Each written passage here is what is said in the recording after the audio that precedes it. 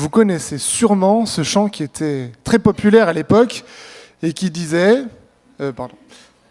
Avec mon Dieu, tu sais, tout ira bien. Quelle promesse! Ça fait même un beau slogan publicitaire.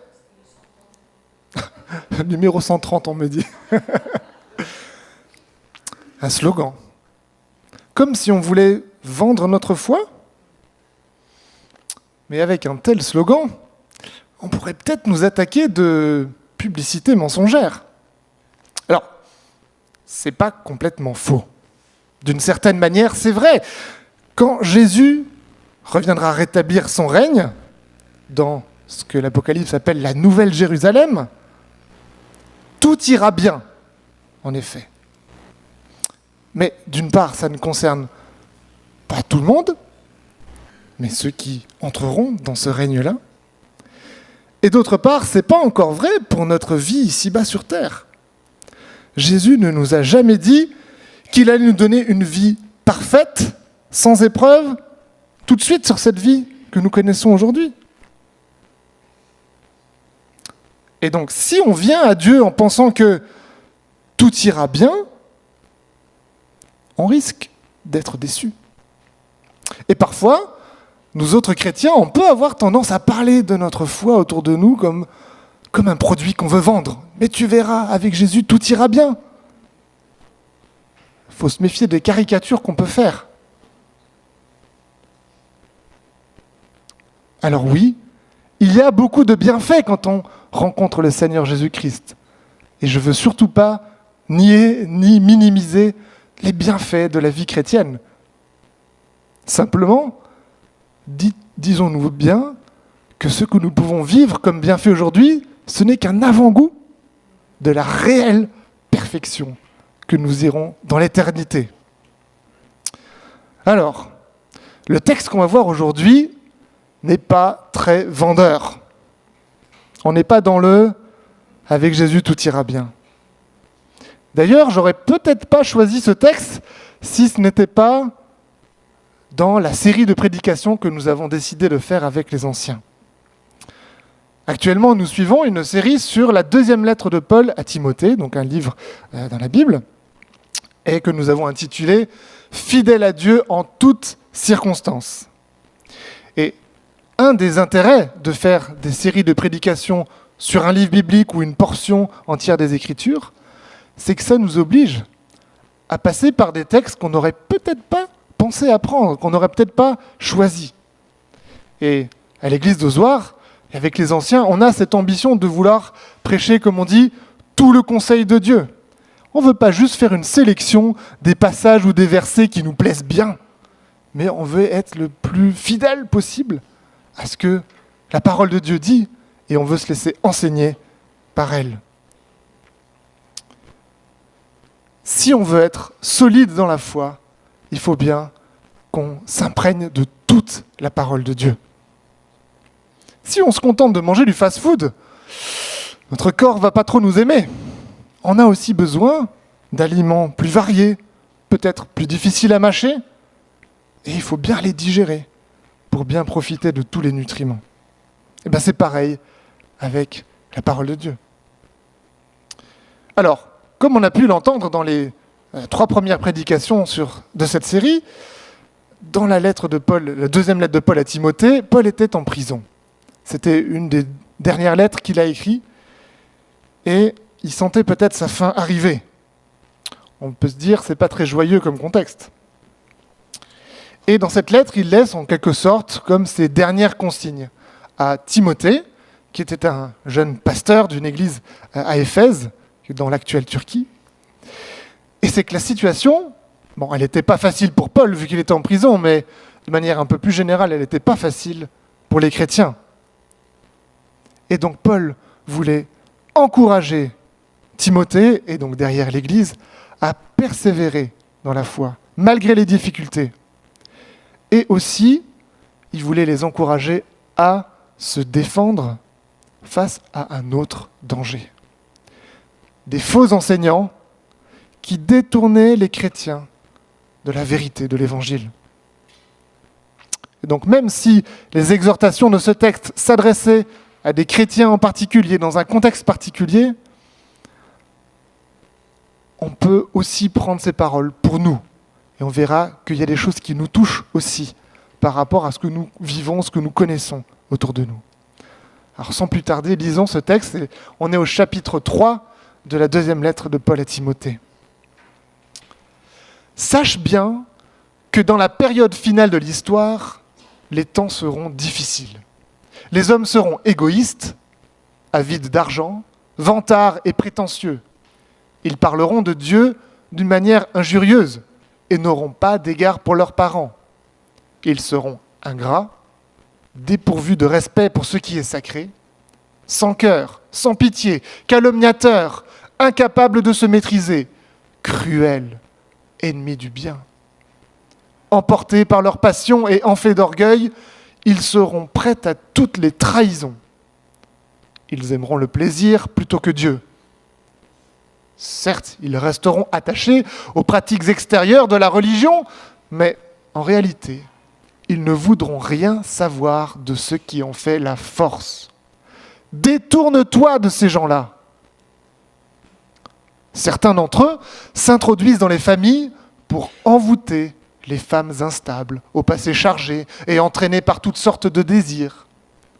Elles veulent toujours en savoir plus, mais ne sont jamais capables de parvenir à une pleine connaissance de la vérité. De même qu'autrefois Jeannès et Jambres s'opposèrent à Moïse, de même ces hommes-là s'opposent à la vérité. Ils ont l'intelligence faussée et sont disqualifiés en ce qui concerne la foi. Mais leur succès sera de courte durée, car leur folie éclatera aux yeux de tous, comme ce fut le cas jadis pour ces deux imposteurs. Mais toi, tu as pu m'observer dans mon enseignement, ma conduite, mes projets, ma foi, ma patience, mon amour, mon endurance. Tu as pu voir quelle persécution et quelle souffrance j'ai endurée à Antioche, à Iconium et à Lystre. Quelle persécution, en effet, n'ai-je pas subie? Et chaque fois, le Seigneur m'en a délivré. En fait, tous ceux qui sont décidés à vivre dans l'attachement à Dieu, par leur union avec Jésus-Christ, connaîtront la persécution. Mais les hommes méchants et les charlatans s'enfonceront de plus en plus dans le mal, trompant les autres et trompés eux-mêmes. Waouh! Ce texte décrit un portrait effrayant, des temps difficiles. Et la raison de ces difficultés réside dans la méchanceté du cœur des hommes. Et on a là une liste de 19 caractéristiques plus mauvaises les unes que les autres. Rien que le nombre, 19, est impressionnant. Il y a plusieurs autres endroits dans la Bible, et notamment dans les lettres de Paul, où on a des énumérations, mais rarement autant, 19. On connaît peut-être plus, par exemple, l'énumération du fruit de l'esprit, il n'y en a que 9. Là, 19. Alors, je me suis amusé à les classer en 3 catégories. Tout d'abord, et ça apparaît en vert sur le texte, des caractéristiques qui correspondent directement à ces hommes, à leur cœur. Ils sont avides d'argent, vantards, prétentieux, incapables de se maîtriser, ennemis du bien, emportés par leur passion, enflés d'orgueil. Un beau CV, n'est-ce pas?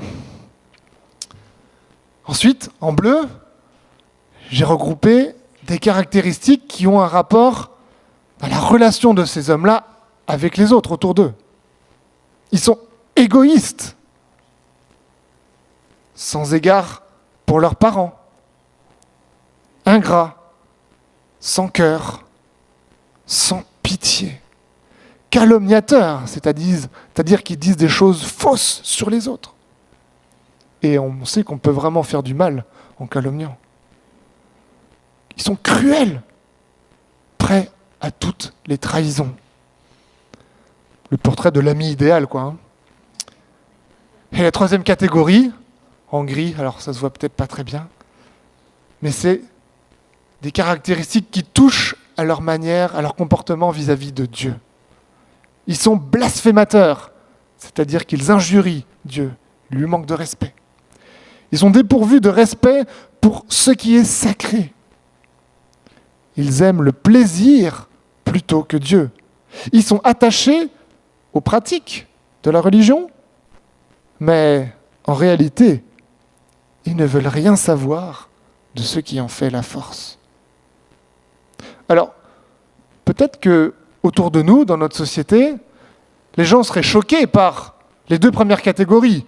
Des gens qui ont un cœur mauvais comme ça, ou qui sont mauvais envers les autres, ça peut choquer autour de nous.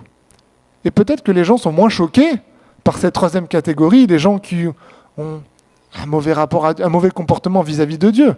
Quand on est dans une société sécularisée où on rejette Dieu, ça a l'air normal. Et pourtant, quand on y réfléchit bien, c'est quand même bien ça qui est le plus grave.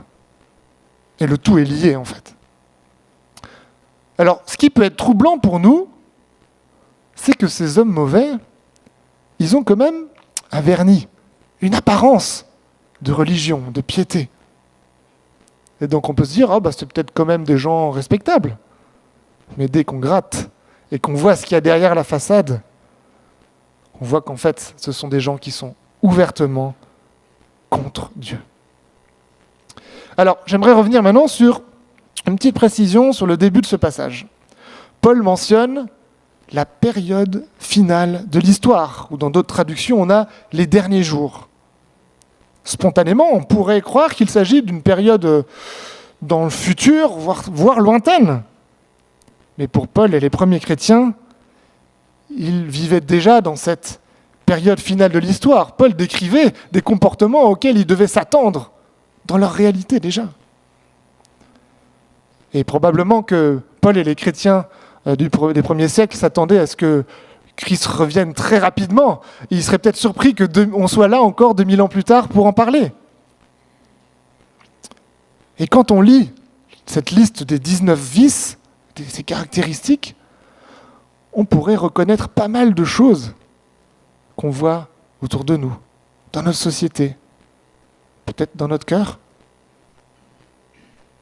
Et en fait, on est aussi déjà encore dans cette période finale de l'histoire. C'est cette période qui sépare le retour de Jésus au ciel, à l'ascension, et quand il va revenir sur terre. Et on peut s'attendre effectivement à une intensification de cette méchanceté, de ce mal, jusqu'à son retour. Le but de Paul ici, quand il parle des temps de la fin, ce n'est pas de nous donner une énigme pour essayer de deviner quand est-ce qu'il va revenir. Ce n'est pas le sujet. Mais c'est juste qu'on doit comprendre que c'est bien une réalité dans laquelle on vit déjà aujourd'hui et on doit y faire face et s'y préparer. Alors, je me suis dit, mais quel est l'intérêt d'avoir fait toute cette liste de tous ces vices ? Et je me suis dit qu'on aurait pu s'attendre à ce que Paul ensuite lance une chasse aux sorcières ou dénonce des gens et engage les gens à les combattre. C'est peut-être les réflexes qu'on aurait naturellement, que ce soit en politique ou sur les réseaux sociaux, on va vouloir cibler des gens ou des groupes et aller les combattre. Mais en fait, même pas. Pas du tout. La seule consigne que Paul donne ici à Timothée et donc à l'église derrière, c'est « détourne-toi de ces gens-là ». Cet objectif de mise en garde, sache que, etc., c'est pour que les chrétiens soient prévenus. En français, on dit « un homme averti en vaut deux ». Ça s'applique ici. Pour qu'on puisse s'éloigner et pas se laisser influencer par ces hommes mauvais. Alors, venons-en à la suite.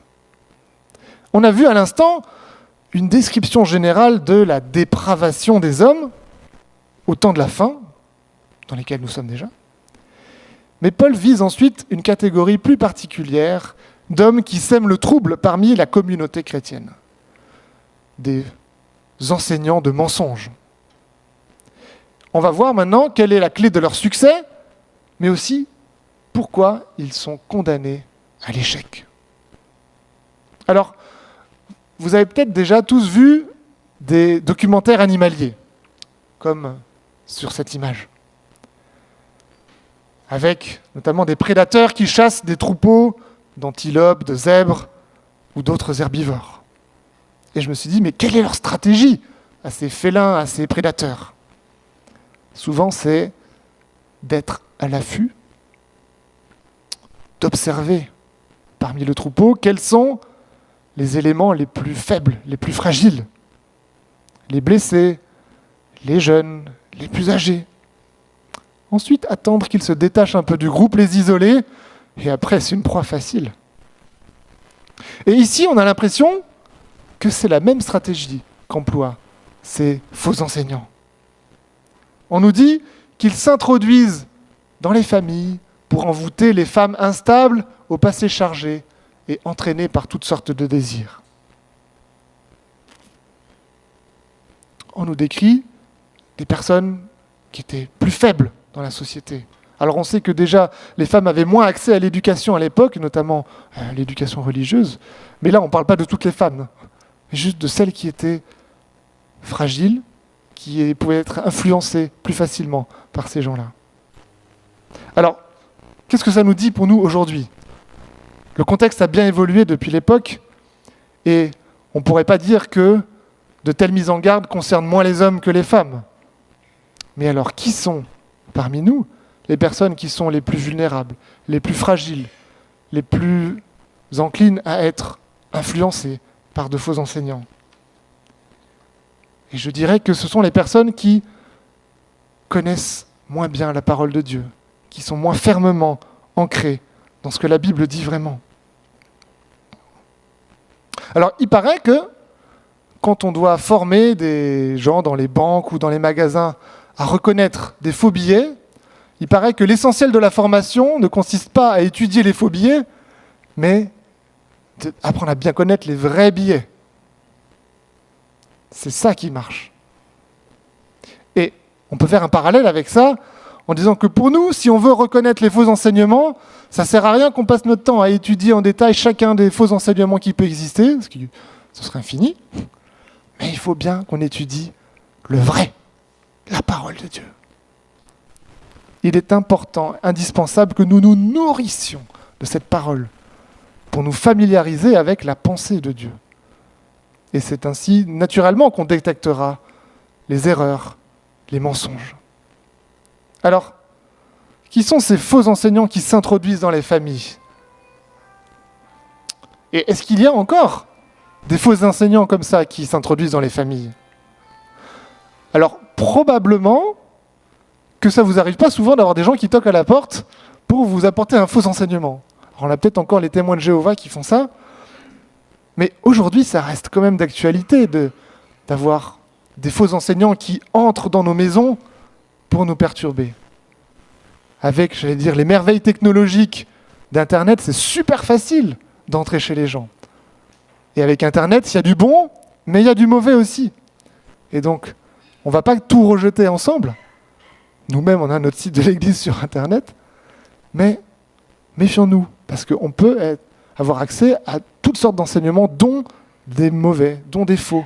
D'où l'importance de bien connaître le vrai pour pouvoir détecter le mensonge.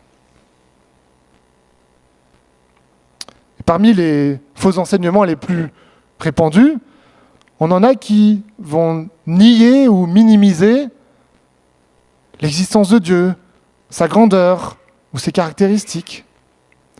Parmi les autres enseignements facilement répandus, on va trouver des gens qui vont mettre l'accent uniquement sur une réussite matérielle, ici-bas. Dans notre texte, on nous parle de Jeannès et Jambres. On ne les connaît peut-être pas. En fait, la tradition juive dit que c'était le nom de deux magiciens qui étaient auprès du Pharaon, à l'époque où Moïse allait vers le Pharaon pour demander de laisser sortir le peuple d'Israël d'Égypte. Et donc il y avait une sorte de battle de signes, de miracles à ce moment-là.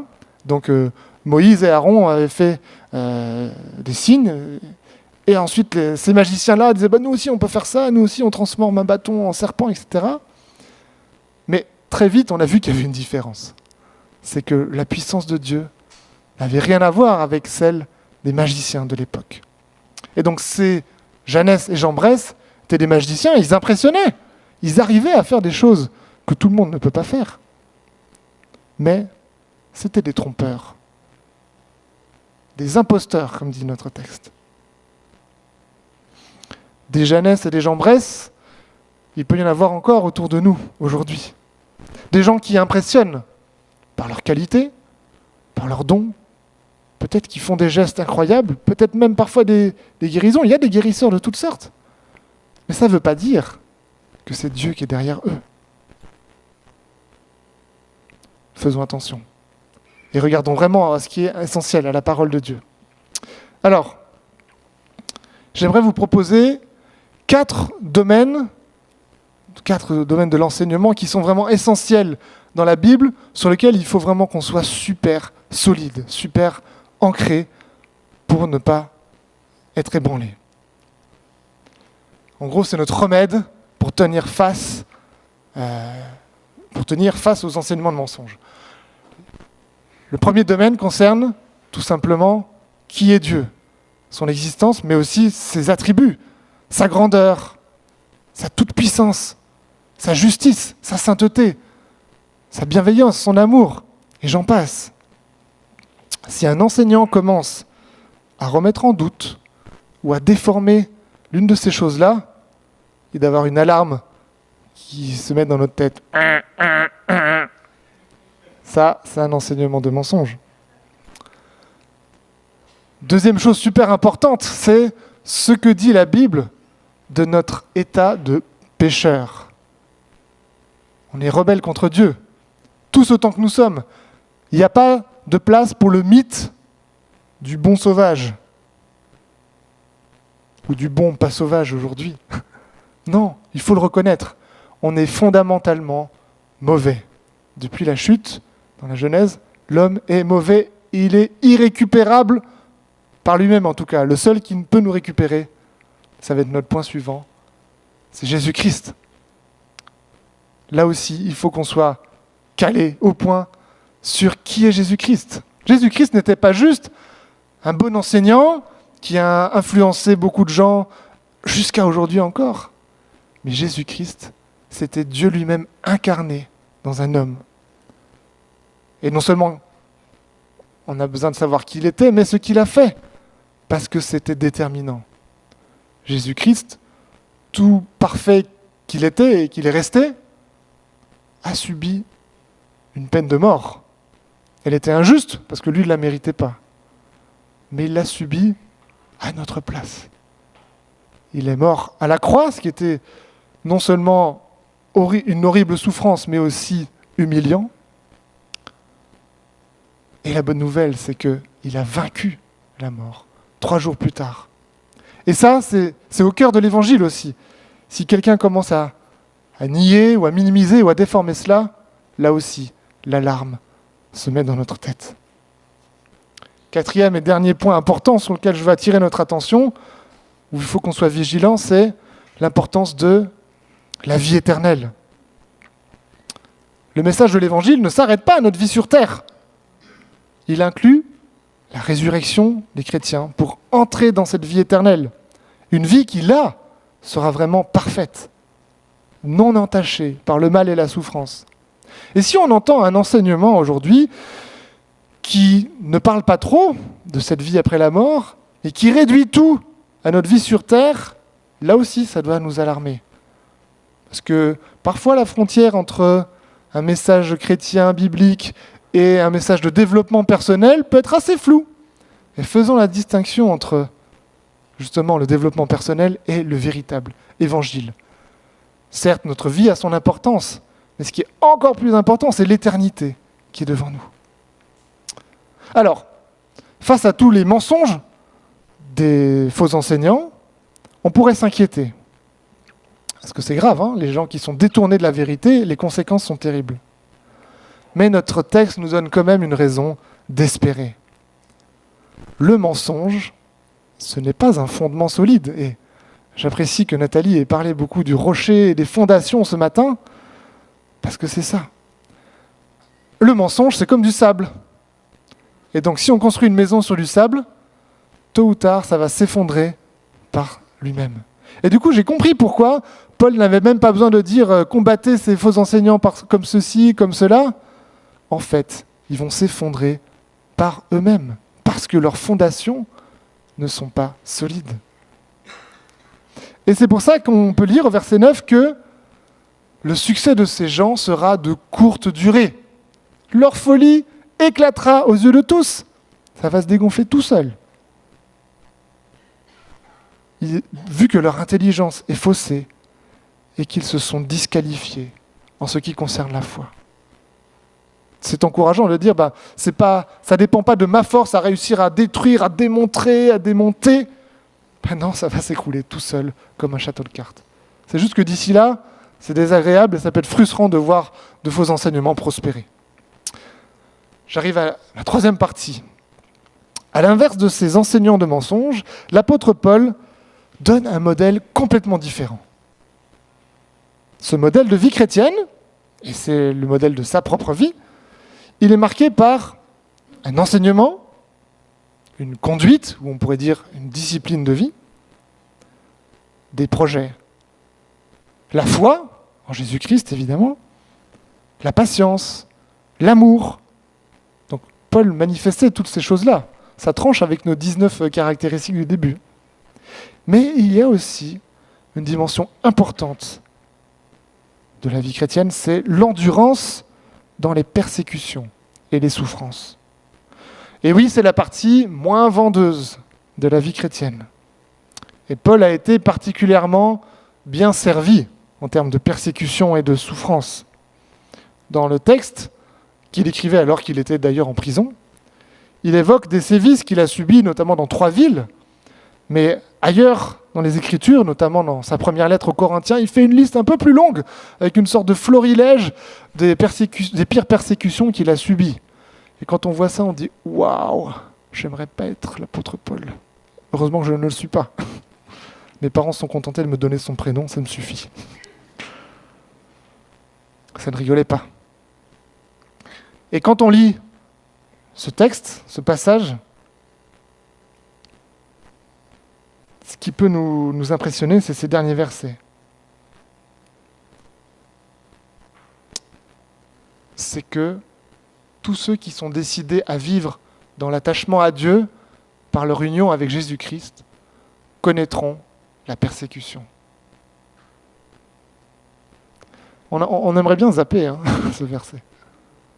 Et malheureusement, c'est une réalité. Alors peut-être qu'on arrive à peu près à se mettre des œillères pour ne pas le voir, parce que la persécution, elle est peut-être pas la plus flagrante dans notre pays aujourd'hui, même si elle est bien là. Il y a d'autres pays où c'est tellement flagrant qu'on ne peut pas passer à côté. Les chrétiens en sont bien conscients. Et vous connaissez probablement l'ONG Portes Ouvertes, qui fait un index de la persécution des chrétiens dans le monde. Et on voit tous les ans comment la situation se dégrade d'année en année dans de plus en plus de pays. Mais la persécution, c'est un lot normal des chrétiens.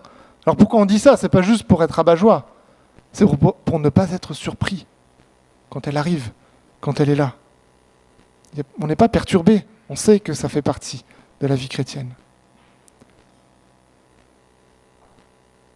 Et si on n'est pas du tout persécuté, on peut se poser la question, mais est-ce que c'est moi qui cherche à éviter absolument la persécution? Est-ce que je cache ma foi pour pas trop qu'on m'embête? Et j'aimerais vous témoigner ce que j'ai vécu quand j'avais 14 ans. Ça commence à faire il y a quelques années. Cette année-là, j'avais fait une expérience déterminante dans mon parcours avec Dieu. J'en parle parfois comme étant ma conversion, même si en vrai il y a eu plusieurs étapes dans mon cheminement spirituel. C'était lors d'un grand rassemblement national avec les flambeaux. Pour ceux qui ne connaissent pas, c'est un mouvement de scoutisme. Je vois Paul qui sourit parce qu'il était là aussi à ce même événement que moi. Et lors d'une soirée, j'avais été complètement bouleversé par le discours d'un évangéliste qui était là. Je n'ai pas le temps de vous raconter les détails, même si ce serait intéressant, Mais ce que je veux retenir aujourd'hui, c'est ce qui a découlé de ce qui s'est passé ce jour-là. Pour moi, c'était une expérience de véritable capitulation. C'est là que j'ai décidé de laisser Jésus prendre véritablement le contrôle de toute ma vie et de ne plus garder un jardin secret où moi je pouvais continuer à prendre mes décisions. Je dis, ok Seigneur, c'est toi le chef de ma vie maintenant. Quel soulagement, quelle libération j'avais vécu à ce moment-là. Et alors, si je vous raconte ça, c'est que juste après cet été-là, j'arrivais en 3e et dans ma classe, l'ambiance s'était beaucoup dégradée parce qu'il y avait eu des redoublants et ce n'était pas les meilleurs éléments. Et cette nouvelle ambiance, qui était la mienne quotidiennement ensuite, c'était des moqueries, des brimades. Aujourd'hui, on pourrait même parler d'harcèlement moral. Et c'était la première fois où on s'en prenait ouvertement à moi et à ma foi en particulier.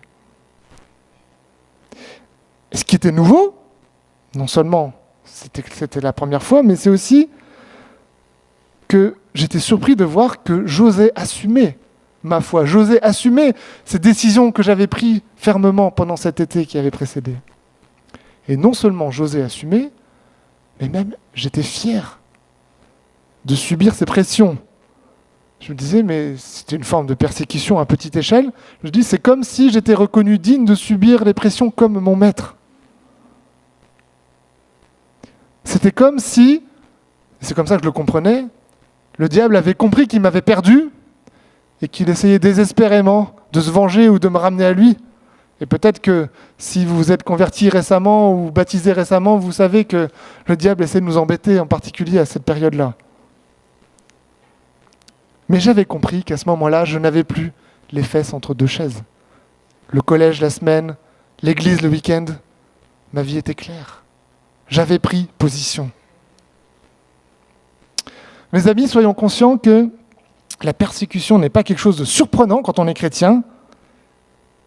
C'est même plutôt la règle générale, d'après ce qu'on peut lire dans notre texte.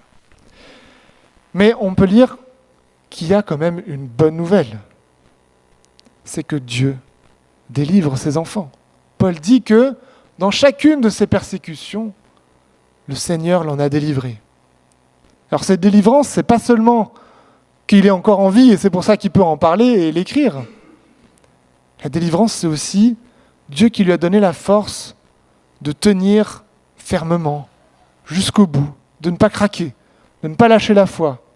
Et la récompense de cette persévérance, c'est l'entrée dans le royaume de Dieu.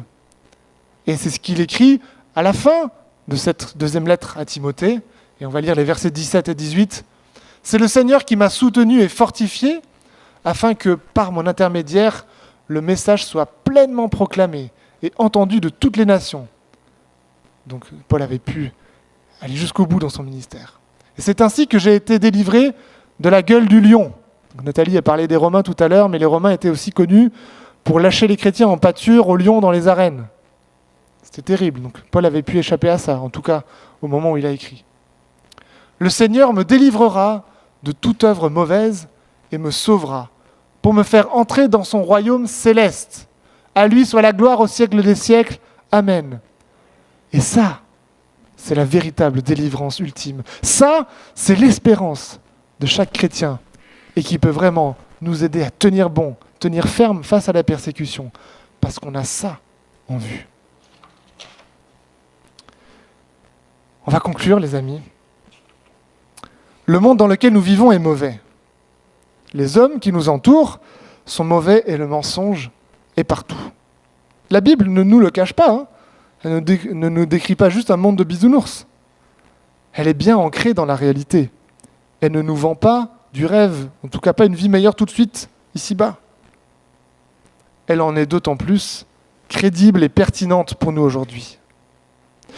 Ce qu'on a pu voir, c'est que la seule manière de lutter contre le mal et le mensonge, c'est de fuir les hommes mauvais et d'être solidement ancré dans la parole de Dieu. La vie chrétienne n'est pas facile.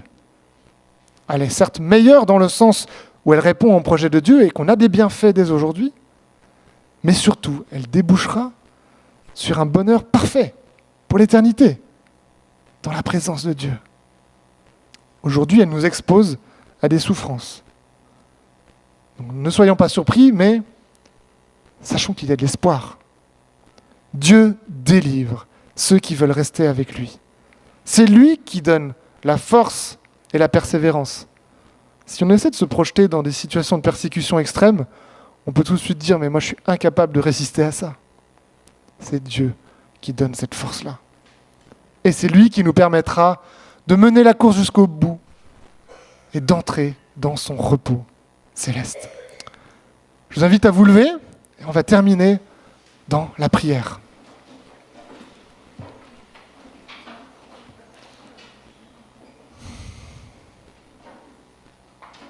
Seigneur notre Dieu, nous voulons te remercier parce que tu es tout puissant et parce que tu es bon. Merci parce que tu n'es pas en décalage par rapport à ce que nous vivons, tu le sais très bien. Et oui, Jésus, tu as vécu cette condition humaine et tu la connais aussi bien que nous, même peut-être plus durement que nous. Et merci parce que tu nous as donné une solution de sortie. Tu ne veux pas que nous ignorions que les difficultés sont bien là, mais tu nous donnes cet espoir qui nous fait vivre, qui nous fait tenir. Seigneur, je te prie pour chacun d'entre nous ce matin, que tu nous aides à être solidement ancrés dans ta parole. Cette parole qui nous permet de ne pas tomber à gauche ou à droite. Seigneur, on veut te prier pour que tu fortifies ton Église en général, dans le monde entier, pour que les faux enseignements ne prospèrent pas, et tu nous l'as dit, ils vont s'effondrer d'eux-mêmes, mais que tu aides les chrétiens à tenir ferme, d'être accrochés à l'essentiel, à l'évangile, cette bonne nouvelle. Seigneur, je veux te prier pour chacun de mes frères et sœurs ici ce matin, que tu les fortifies. Je veux te prier aussi pour ceux qui sont parmi nous et qui ne te connaissent peut-être pas encore ou qui ne savent pas trop où ils en sont par rapport à toi.